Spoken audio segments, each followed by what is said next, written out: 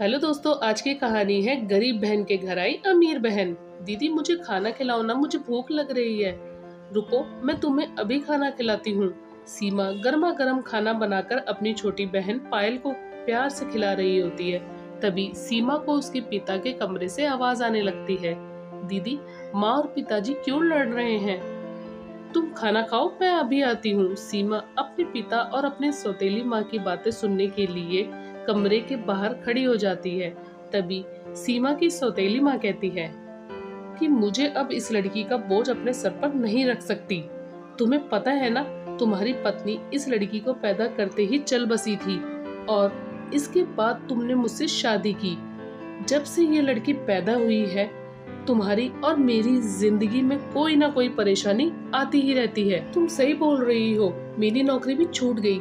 मैं तो कहती हूँ कि पास में ही तुम्हारे मुंह बोले भाई रहते हैं, तो क्यों ना ये घर की जिम्मेदारी और इस लड़की को उनके भरोसे छोड़कर यहाँ से शहर चलते हैं। ठीक है, मैं आज ही बात करता हूँ उनसे। ये सुनकर सीमा को बहुत बुरा लगता है और उसकी आंखें भर आती हैं। वह वापस अपनी सौतेली छोटी बहन के पास आकर बैठती है। क्या हुआ दीदी, माँ पिताजी क्यों लड़ रहे थे?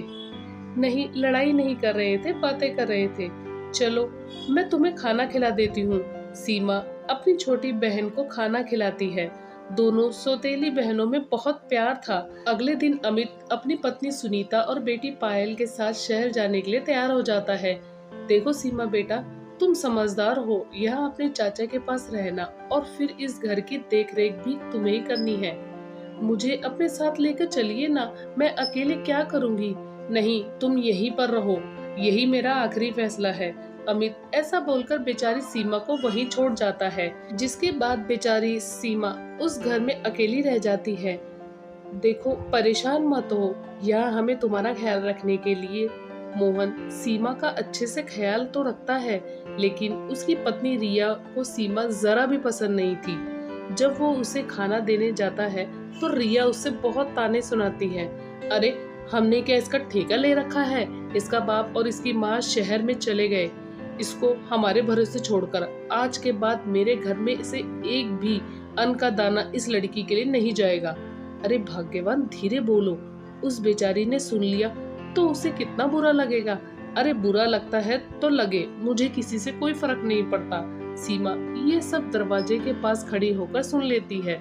जब मोहन उसे खाना देने आता है तो वो मोहन से कहती है, चाचू, आज के बाद आप मेरे लिए खाना मत लेकर आना। मैं जानती हूँ चाची को ये सब पसंद नहीं, मैं अपना ख्याल खुद रख लूंगी। इस तरह मोहन को बहुत बुरा लगता है। वो उस दिन खाना रखकर जाने के बाद फिर कभी सीमा के लिए खाना नहीं लाता और वही दूसरी तरफ सीमा अगले ही दिन से लोगों के घर में बचपन से ही काम करना शुरू कर देती है। इस तरह वह अपने गुजारे लायक पैसे कमा लेती। देखते देखते कुछ वक्त बीत जाता है और अब सीमा बड़ी हो जाती है तो गांव के बच्चों को पढ़ाना शुरू कर देती है, जिसके चलते उसे कुछ पैसे भी मिल जाते हैं। अब उसके बड़े होने पर गांव के लोग आपस में बातें करते हैं, इस बेचारी का इस दुनिया में कोई नहीं है। एक पिता था जो उसे छोड़कर चला गया अपनी नई पत्नी और बेटी के साथ। इसकी असली माँ जिंदा होती तो आज इसकी शादी कर देती। अरे, मैं तो कहता हूँ ये पुण्य का काम हम ही कर देते हैं। इस तरह गांव के लोग सीमा की शादी करने का फैसला लेते हैं। सब लोग मिलकर उसकी एक गरीब घर में शादी कर देते हैं, लेकिन उस बेचारी की किस्मत इतनी खराब थी कि उसको एक शराबी पति मिला था जो उसे रोजाना पीकर मारा करता था। अरे कामचोर कहीं की, कोई काम नहीं करती, मैंने ऐसा क्या कर दिया जिसकी तुम मुझे सजा दे रहे हो?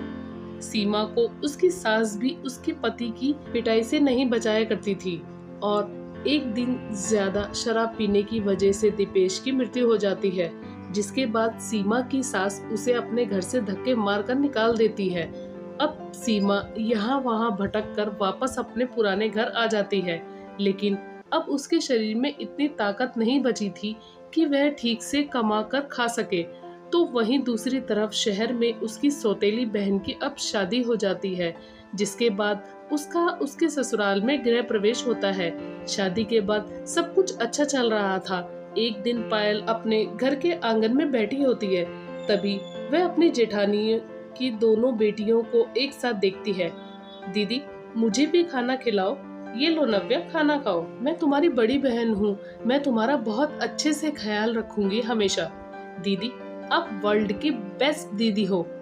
उनका ये प्यार देखकर पायल अपने मन में सोचती है कि काश कि मेरी भी कोई बड़ी बहन होती, वह भी मुझे इसी तरह प्यार करती, मेरा लिए खाना बनाती, अपने हाथों से मुझे खिलाती। वहीं दूसरी तरफ एक दिन अमित और सुनीता घर में बैठे होते हैं। उनके घर में कोई दस्तक देता है।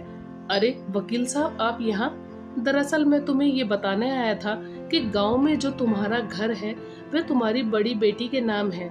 आपने उस घर को बेचने के लिए कहा था, लेकिन उसके लिए आपकी बड़ी बेटी के सिग्नेचर होना बहुत जरूरी है और अभी वह इसी घर में रह रही है। ये सुनते ही सुनीता गुस्से में आग बबूला हो जाती है।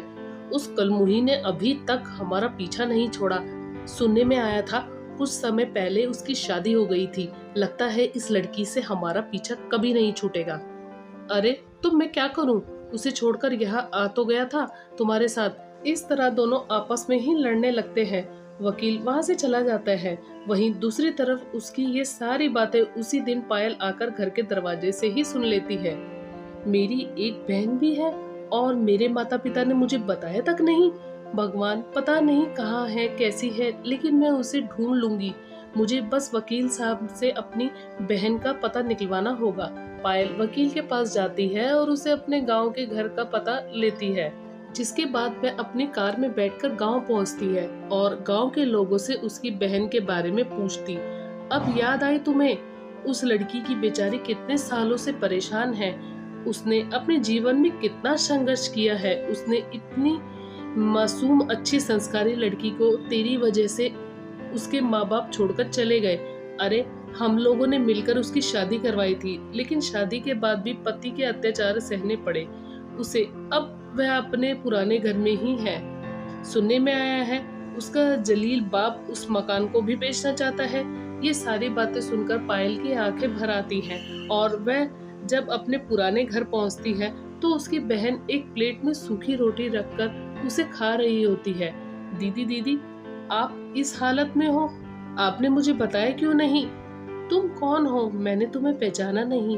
दीदी, मैं पायल हूँ, जिस बहन को आपने अपने हाथों से खाना खिलाया, आज उसे पहचान नहीं पा रही हो? पायल, तू इतनी बड़ी हो गई, मुझे तो यकीन ही नहीं हो रहा अपनी आंखों पर। कितनी सुंदर लग रही है और तूने शादी भी कर ली। माँ पिताजी कैसे हैं? सब ठीक है दीदी।